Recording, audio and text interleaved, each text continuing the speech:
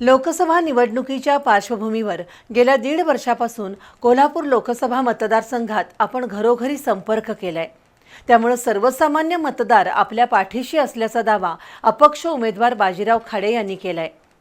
कोल्हापूर जिल्ह्याच्या विकासासाठी आपली उमेदवारी असून सर्वसामान्यांच्या न्यायाची लढाई आपण नक्की जिंकू असा विश्वास अपक्ष उमेदवार बाजीराव खाडे यांनी व्यक्त केला।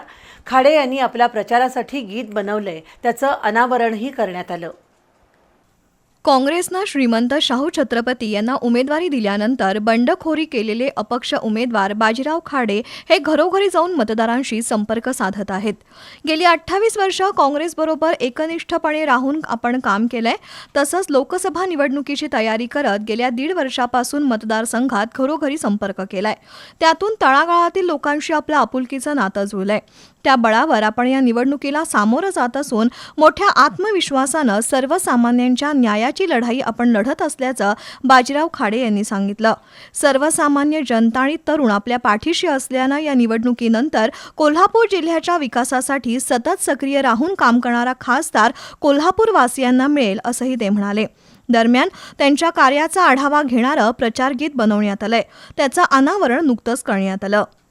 सर्वसामान्यांचा हा स्वाभिमान आहे, हा शेतकऱ्यांचा खरा सन्मान आहे।